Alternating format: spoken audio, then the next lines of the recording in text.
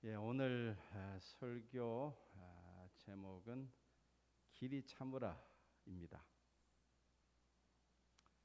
이렇게 설교 제목이 너무 선명하면요, 설교하기가 참 어렵습니다. 왜냐 그러면은 뻔한 이야기이기 때문에 그래요. 맞습니다. 오늘 뻔한 이야기입니다. 길이 참으라는 말씀입니다. 그러나 여러분, 이 주제가 너무너무 중요하기 때문에 오늘 이 시간 우리 모두 다시 한번 마음속에 새겼으면 좋겠습니다. 오늘은 제가 보통 하는 설교처럼 분석적인 설교를 하지 않고 그냥 제 이야기 좀 하겠습니다. 제 이야기를 하는 게 저한테 도움이 되는지 아닌지는 잘 모르겠지만 뭐 제가 성공한 이야기가 아니고 실패한 이야기를 하려고 합니다. 그래서 특별히 우리 자녀들이 이제 제 이야기를 좀 듣고 저를 타산지석으로 삼고 같은 실수를 되풀이하지 않았으면 좋겠다 하는 마음에 말씀을 드립니다. 오늘 주제와 밀접한 관계가 있는 이야기입니다. 제가 지금까지 신앙생활을 하고 한 25년 동안 목회를 하면서 가장 아쉬운 점이 있다면은 제가 오래 참지 못했다는 겁니다. 제가 아무리 생각해보고 또 생각해봐도 그게 가장 마음 가슴에 이렇게 남아요. 저는 오래 참으라는 성경의 교훈을 제 몸에 새기기까지 머리로는 알고 있죠. 근데 그것이 제 몸에 그 성경의 교훈을 새기기까지 저는 너무 오랜 세월이 걸렸습니다. 젊었을 때부터 이 교훈을 실천할 수 있었더라면은 아마 지금하고 많이 다른 삶을 살고 있지 않을까 하는 생각을 해봅니다. 그렇다고 지금 저의 모습에 감사하지 않는 것은 아닙니다. 다만 젊었을 때에 제가 좀 더 참았더라면은 하는 아쉬움이 든다는 겁니다. 물론 하나님은 모든 것을 합력하여 선을 이루시죠. 그러나 하나님께서 그렇게 하신다고 해서 지금까지 제가 살아온 삶의 흔적들을 다 좋게 평가할 수는 없습니다. 다만 하나님이 위대하실 뿐이죠. 저의 보잘것없는 삶의 파편들을 모아서 아름다운 열매를 거두신다면은 그것은 당연히 하나님의 위대하심일 뿐이죠. 저의 삶은 되돌아보면요, 실수투성이었습니다. 정말 하나님이 위대하신 분이신 거예요. 제가 신학교를 졸업하고 처음 전임 전도사로 이제 풀타임 사역자로 부임한 교회가 경기도 화성군, 그때 당시는 화성시가 아니라 화성군이었습니다. 화성군 마도면에 있는 아주 시골 교회였습니다. 저는 그 교회에서 1년밖에 있지 못했어요. 그때 제 나이가 32살이었습니다. 한참 혈기왕성할 때였죠. 이 사명감과 정의감에 불타오를 때, 그럴 때였습니다. 교회에 부임해서 정말 열심히 사역한 것 같아요. 저는 열정이 넘치는 타입이기 때문에 지금 저의 모습을 보면은 고개를 갸우뚱하실 분들이 있을지 모르겠지만 저는 정말 열정이 넘치는 타입입니다. 그래서 맡겨진 일은 진짜 열심히 해요. 새벽 4시 반에 일어나가지고 새벽 기도회 차량 운행을 매일 해야 되죠.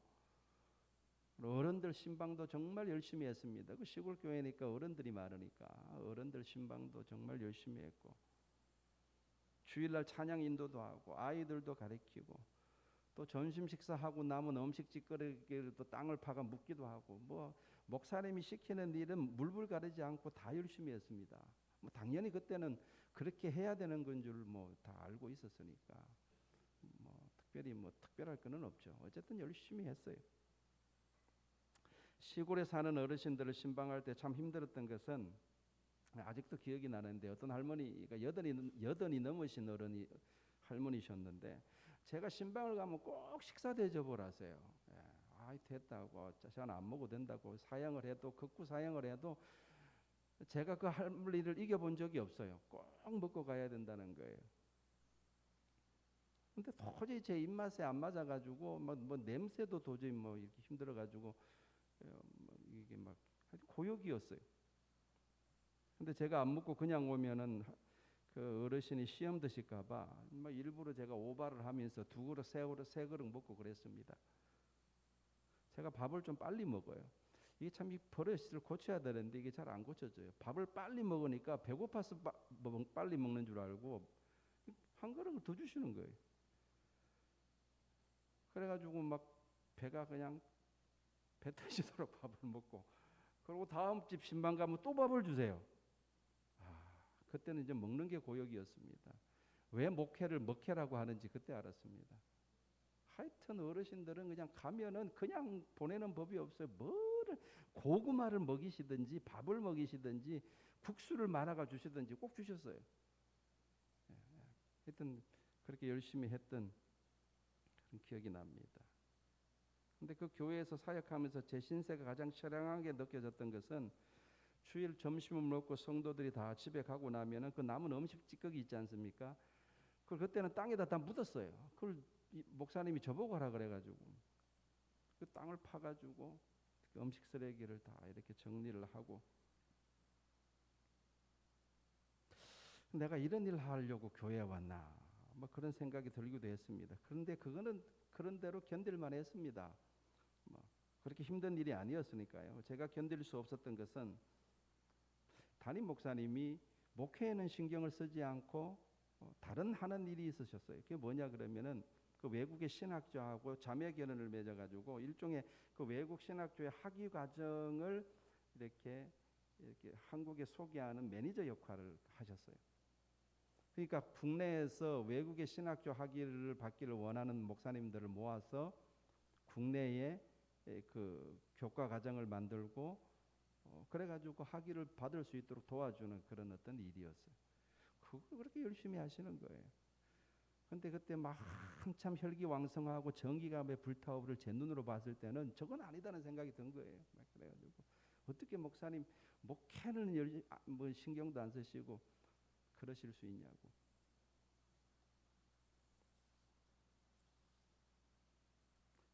그렇게 하면 안 되지 않냐고 막 따졌습니다. 그리고 욱하는 성질에 참지 못하고 그냥 그 교회를 그만두겠다고 한 거예요. 제가 생각해 보면은 그때부터 저의 목회 여정은 가시밭길이었던 것 같습니다. 지금 이렇게 생각을 해보면 하나님이 저를 미워하셔서 저를 가시밭길로 인도하신 것이 아니라 참지 못하고 욱하는 저의 성질이 제 스스로를 가시밭길로 이끈 거죠. 하나님은 그런 저를 묵묵히 지켜보셨습니다.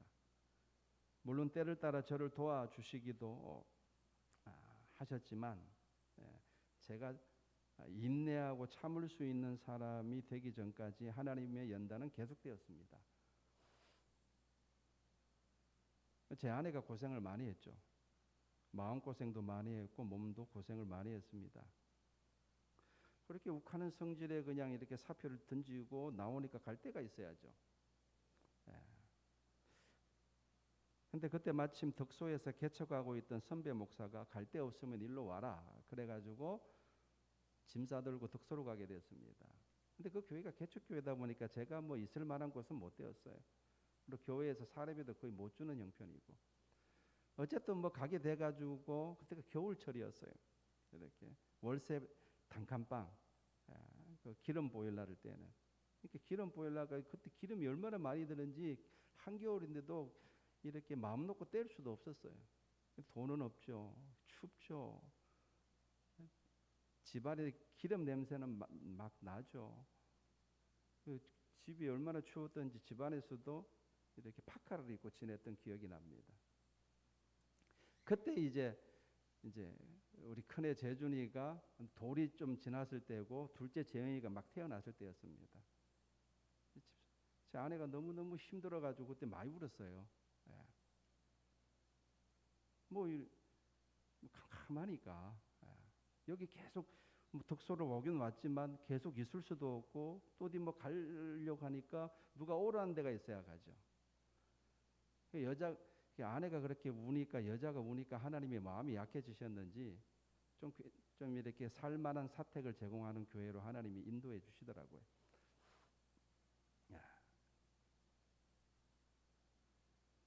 지금 생각해 보면은 저는 그때 마도에 있는 그 교회 처음으로 전임 사역을 시작했던 그 교회에서 오래 참았어야 했습니다.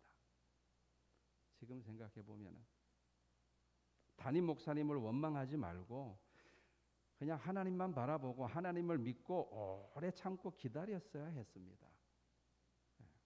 그러면 때가 되면 하나님께서 저를 가장 알맞은 곳으로 보내셨을 것입니다. 틀림없는 사실입니다. 근데 제가 하나님이 그렇게 일하실 시간도 안 주고 제멋대로 움직였으니까 제가 고생하는 것은 너무나 당연했던 것으로 생각됩니다. 제가 지금까지 25년 동안 목회하면서 제가 지금까지 보고 느끼고 깨달은 것이 하나 있습니다. 그게 뭐냐 그러면요, 헛되니 모든 것이 헛되다 하는 겁니다. 제가 허무주의를 이야기하려고 하는 것이 아니라 정말로 그 전도서의 말씀이 맞구나. 한때 한국교회에 제자훈련 광풍이 불어닥쳤습니다. 그래서 그때는 제자훈련 하지 않으면은 제대로 된 교회가 아닌 것처럼 그렇게 여겨지기도 했었습니다. 그만큼 제자훈련은요 절대적인 진리처럼 여겨졌었습니다. 옥하는 목사님의 제자훈련뿐만 아니라 한국교회 수많은 제자훈련 프로그램들이 우후죽순처럼 생겨나기 시작했습니다. 그때는 그게 절대적인 진리라고 저도 생각을 했어요. 그런데 세월이 오래 지나 지금 생각해 보면요 다 헛되다는 생각이 듭니다. 다 필요 없다 그런 이야기가 아니라 그것이 없으면 절대로 안 된다는 그 생각이 제가 깨어졌다는 이야기입니다. 그렇게 제자 훈련을 많이 받은 한국교회 성도들의 모습은 실망스럽게 짝이 없습니다.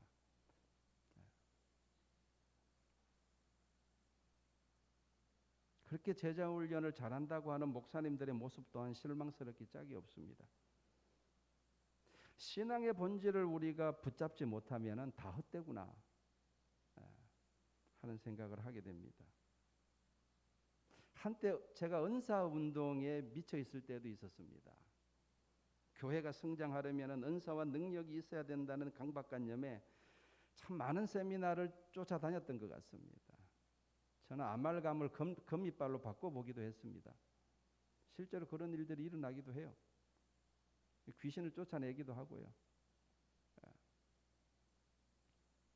그러나 세월이 지나고 보니 그것도 다 헛된 겁니다. 제가 좋은 교회를 찾아서 옮겨 다녀 보았지만 그것도 다 헛되었습니다. 여러분 이 세상에 좋은 교회란 없습니다. 다 허물이 있고 다 사람 사는 곳입니다. 다만 우리가 서로 용서하고 인내하며 신앙생활하는 그런 사람들이 모여서 우리가 좋은 교회를 만들어갈 뿐입니다. 또 제가 한때는 G12에 빠져가지고 이것이야말로 교회를 살리는 길이라 믿어 의심치 않고 열심히 쫓아다녔습니다. 그러나 세월이 오래 지나 지금 되돌아보면 그것도 다 헛됩니다. G12와 알파 코스를 탁월하게 하는 목사님이 여자 문제 때문에 결국 교회에서 쫓겨나게 되는 걸 보게 됩니다. 그리고 그 G12 하는 교회들이 결국은 한국 교회 속에 뿌리를 내리지 못하고 다 흐지부지 다 되어버렸습니다. 한때 일어난 광풍일 뿐인 거죠. 왜냐하면 그게 교회의 본질이 아니거든요. 그게 신앙생활의 본질이 아니기 때문에 잠깐 있다가 없어져 버리는 겁니다. 그 밖에 십자가의 길이니 하우스 사역이니 비냐드 운동이니 두날개니 소그룹 운동이니 알파코스니 목적이 이끄는 길이니 치유 사역이니 한국교회가 그렇게 열심히 해보려고 했지만 결국 한국교회는 지금 사양길로 접어들고 있고 세상의 지탄의 대상이 되고 말았습니다. 왜 그렇습니까? 본질을 못 붙잡으니까 그런 거예요. 그래서 제가 헛되다는 말을 하는 겁니다. 본질을 못 붙잡으면요, 헛된 겁니다. 이게 뭔가 하는 생각이 드는 겁니다. 오랜 세월이 지나야 보이는 것들이 있습니다, 여러분. 그때 당시는 보이지 않지만 오랜 시간이 지나야 보이는 것들이 있어요. 지금에야 제 눈에 보이는 것이 하나 있는데 그게 뭐냐 하면요. 잘 들어보세요. 나 자신의 유익을 위해서, 다시 말씀드릴게요. 나 자신의 유익을 위해서 이리 쫓아다니고 저리 쫓아다니고 하는 것, 그게 다 헛되다는 겁니다. 목회의 성공을 위해서 이리 쫓아다니고 저리 쫓아다니고 했던 지난 시간들이 결국은 의미가 없었습니다. 그것이 하나님의 뜻이 아니었기 때문입니다. 저는 저 나름대로 하나님을 위한다고 생각했고 교회를 위한다고 생각했지만 그건 제 스스로 속은 것입니다. 결국은 제 목회의 성공을 위해서 이리저리 옮겨 다닌 것뿐이었습니다. 여러분, 좀 더 좋은 교회, 좀 더 나에게 도움이 될 만한 것들을 찾아서 이리 쫓아다니고 저리 쫓아다니고 그거 다 의미가 없습니다. 여러분, 결국은 의미가 없습니다. 틀림없습니다. 나에게 도움이 되는 교회란 없습니다. 그 순간에 그렇게 느껴질 뿐입니다. 세월이 지나고 나면요, 그것이 나의 착각이라는 것을 알게 됩니다. 그때는 몰라요. 세월이 지나면 알게 됩니다. 여러분, 하나님은 우리를 그렇게 인도하시지 않습니다. 나에게 도움이 될 만한 곳으로 나를 하나님이 그렇게 인도하시지 않습니다. 여러분, 나에게 도움이 되는 교회를 찾아서 지구 한 바퀴를 다 돌아보십시오. 그런 교회는 없습니다. 잠깐 그런 느낌을 받을 수 있겠지만 인생을 오래 산 후에 뒤돌아보면요, 그게 아니라는 것을 알게 됩니다. 교회란 말입니다. 교회란 내가 섬길 교회밖에 없습니다. 이게 진리입니다. 내가 섬길 교회에서 오랫동안 인내하고 내가 할 수 있는 최선을 다해서 교회를 섬길 때 그 교회가 나에게 가장 좋은 교회인 줄로 믿습니다. 그때서야 비로소 후회 없는 신앙생활을 할 수가 있는 것이죠.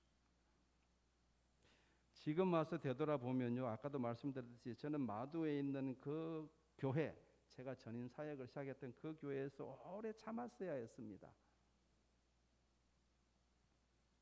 그 교회는 저의 커리어를 쌓기는 부족하다는 그런 건방진 생각은 버리고, 그런 건방지고 어리석은 생각은 버렸어야 되는데, 그 어리석은 생각을 했었어요. 그런 건방진 생각은 버리고 다만 섬기는 자세로 오래 참으면서 제가 할 수 있는 일을 묵묵히 했어야 했었습니다. 그랬더라면 저는 제 아내를 그렇게 고생시키지 않아도 되었을 것입니다.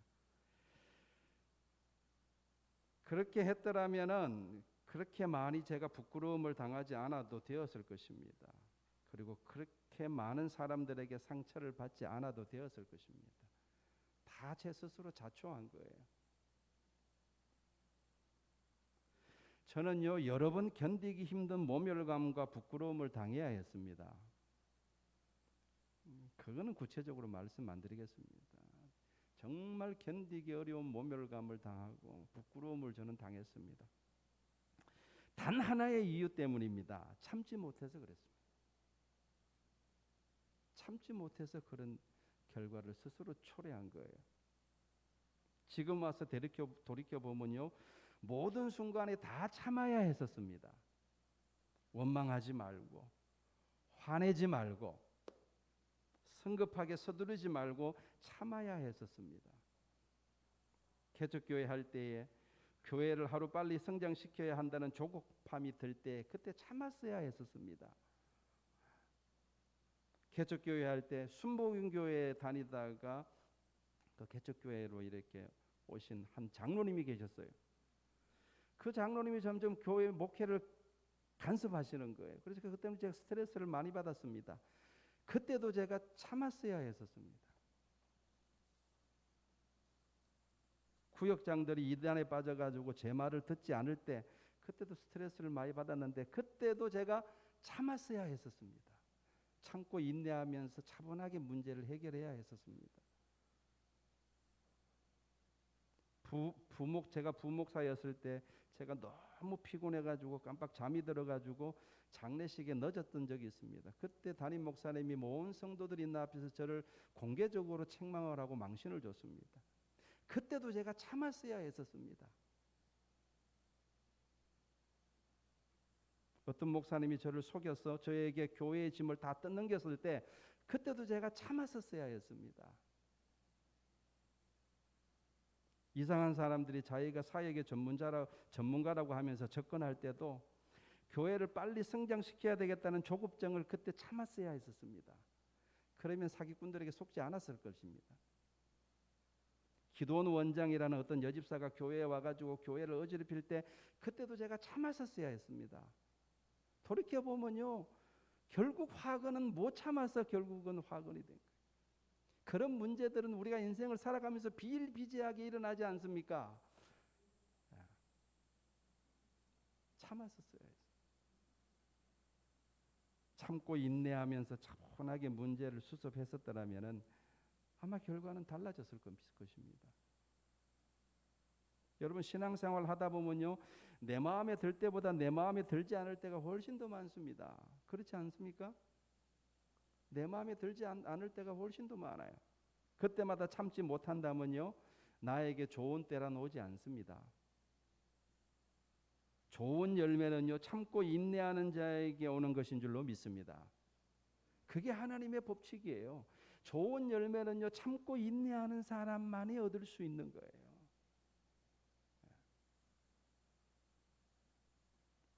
여러분의 사회생활에 대해서는 제가 드릴 말씀이 별로 없습니다. 제가 사회생활을 그렇게 많이 해보지 않아서 제가 주제넘게 카운셀링 하는 것은 의미가 없을 겁니다. 그러나 신앙생활은 길이 참으라고 제가 권면하고 싶습니다. 신앙생활은요, 길이 참는 겁니다. 그게 전부 다입니다. 어떻게 보면요, 오래 참는 겁니다. 여러분 예수님이 붙잡히시던 날 밤에 예수님을 붙잡으려고 온 사람들에게 베드로가 분노해서 칼을 뽑아들죠. 그리고 대제사장의 오른쪽 귀를 잘라버립니다. 그때 예수님이 베드로를 말리시죠. 말리면서 뭐라고 말씀하시냐 그러면 이것까지 참으라 이렇게 말씀합니다. 한번 따라해 볼까요? 이것까지 참으라. 그리고 그 종의 귀를 고쳐주셨습니다. 여러분 이것까지 참으라는 주님의 말씀을 곰곰이 묵상해 보세요. 무슨 뜻입니까? 이것까지라는 게 무슨 뜻입니까? 지금 어떤 상황입니까? 사람들이 예수님을 죽이려고 붙잡으러 오는 상황이란 말이에요. 나를 죽이려고 오는 사람들까지 참으라는 뜻 아니겠습니까?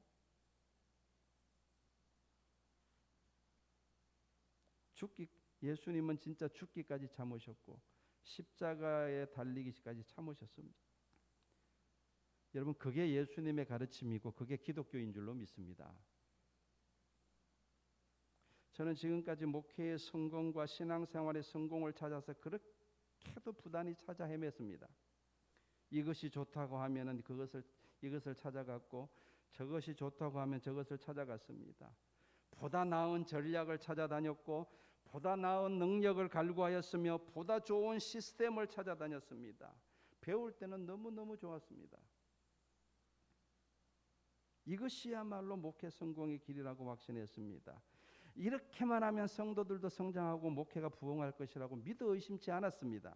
그리고 흥분했습니다. 실제로 효과를 보기도 했습니다. 그러나 여러분 그거는 기독교가 아닙니다. 오랜 세월이 지났어야 깨달았습니다. 그건 기독교가 아니구나. 그건 예수님의 가르침이 아닙니다. 여러분 예수님의 가르침은요 성공에 대한 것이 아닙니다. 예수님의 가르침은 승리에 대한 것인 줄로 믿습니다. 참는 자가 이기는 겁니다. 원망하지 않는 사람이 이기는 겁니다. 용서하는 사람이 이기는 겁니다. 사랑하는 사람이 이기는 거예요. 그리고 섬기는 사람이 이기는 겁니다. 그게 기독교입니다. 그게 예수님의 가르침입니다.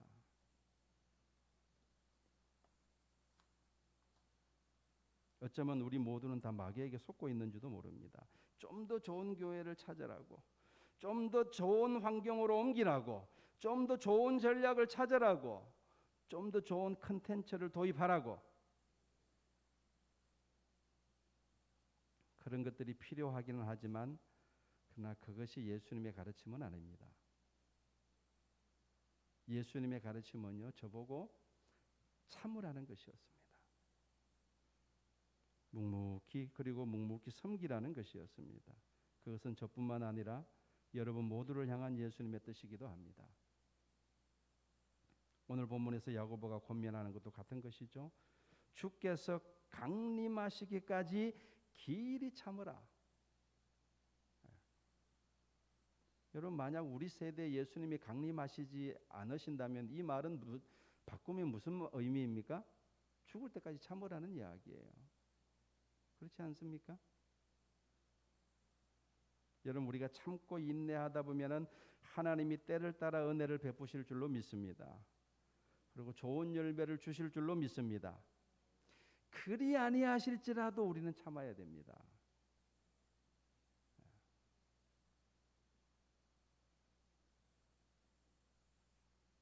그리고 여러분, 서로 원망하지 마시기 바랍니다. 그리하여 심판을 면한다고 말씀합니다. 그러니까 여러분들, 이것도 우리가 잘 알아야 돼요. 하나님의 심판이 다 두렵죠. 근데 여러분 잘 생각하셔야 됩니다.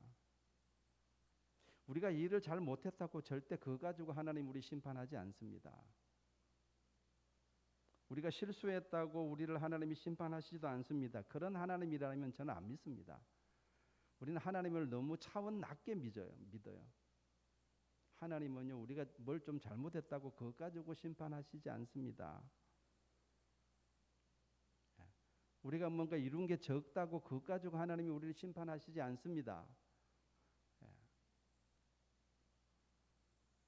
그러나 우리가 형제를 원망하면요, 하나님이 우리를 심판하십니다. 이게 기독교예요. 형제를 미워하거나 형제를 무시하는 것도 반드시 심판받습니다. 잘 생각해 보세요. 우리가 형제를 원망하면 그 원망이 결국은 어디를 향하는 겁니까? 그 형제를 나에게 붙여준 하나님을 향하는 거예요. 모든 원망은 결국은 하나님을 향하게 되어 있습니다. 결국은 하나님을 원망하는 불신앙의 죄예요. 심판의 대상이 됩니다. 여러분, 아무리 제자 훈련을 많이 받았고 아무리 능력이 많고 아무리 사회적으로 성공하고 지위가 있다 할지라도, 그리고 많은 사람들로부터 존경을 받는다 할지라도, 그 사람이 형제를 무시하거나 형제를 원망하는 사람이라면 그 사람은 실패자입니다.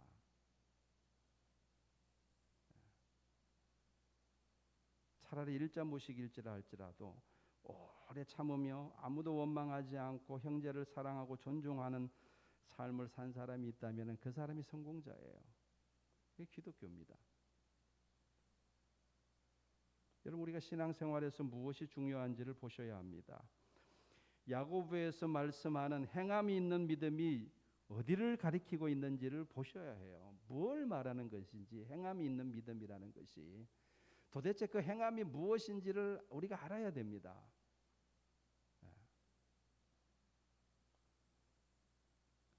야고보가 야고보서에서 말하는 행함이란 뭡니까? 야고보서를 잘 읽어보시면 그 안에 내용이 다 나와요. 너희들은 형제를 뭐라 그러죠? 앞에 판단하지 말라 그러나요? 갑자기 그 단어가 기억이 안 나네요. 너희는 너희 형제를 우리 주 예수 그리스도께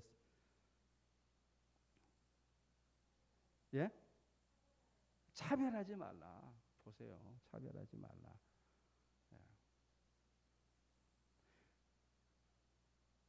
여러분, 이거 정확하게 아셔야 됩니다. 우리가 우리가 스스로 마귀에게 속지 않으려면요, 이거 정확하게 알아야 됩니다.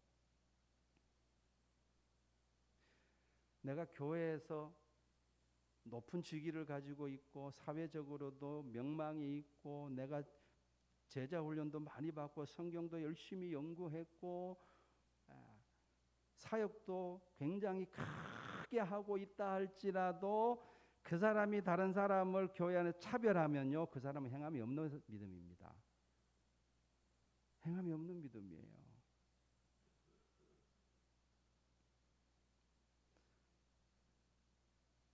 내가 세상에서 아무리 유명한 사람이고 아무리 일을 크게 한다 할지라도요, 형제를 원망하는 사람이라면요, 그 사람은 행함이 없는 사람, 행함이 없는 믿음입니다. 야고보가 말하고자 하는 게 무엇인지 정확하게 우리는 이해해야 됩니다. 우리는 기독교의 본질이 무엇인지 정확하게 이해해야 돼요.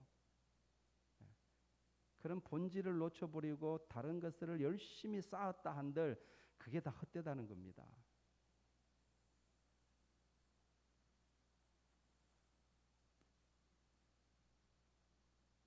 보다 좋은 환경 좋죠. 보다 많은 성도 좋죠. 보다 좋은 프로그램, 보다 많은 능력 다 좋은 겁니다. 그러나 원망하면요, 그거 아무것도 아닌 겁니다. 아무것도 아니에요. 그럼 모래 위에 쌓는 썬과 같은 것입니다. 미워하면요, 그거 아무것도 아닌 겁니다.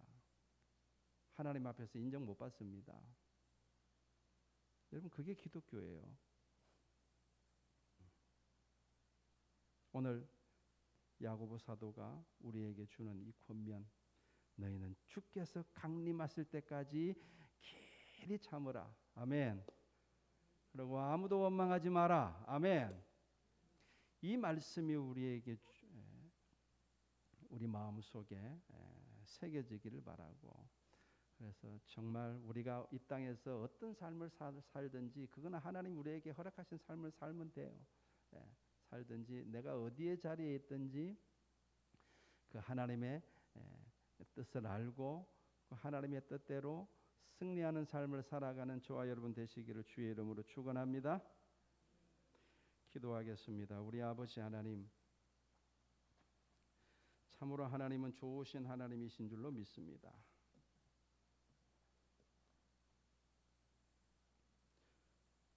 하나님께서 야고보를 통해서 우리에게 주시는 교훈들을 우리가 가슴 깊이 새기고 우리가 주님을 바라보며 주님 오시는 그날까지 오래 참는 신앙인이 되게 하옵소서. 끝까지 오래 참고 그리고 우리가 섬김의 일을 충성스럽게 감당하는, 그래서 정말 하나님의 뜻을 이 땅 가운데 이루어가는 승리하는 그리스도인들 다 되게 하여 주시옵소서. 아버지 하나님, 악한 원수 마귀의 괴계와 또 원수 마귀의 미혹을 물리칠 수 있도록 우리에게 영적인 분별력을 허락하여 주시옵시고 우리의 속사람이 우리 주 예수 그리스도를 날마다 닮아가게 하옵소서. 우리 모든 성도들에게 하나님께서 은혜를 베풀어 주시기를 원하옵고 예수님의 이름으로 기도하옵나이다. 아멘.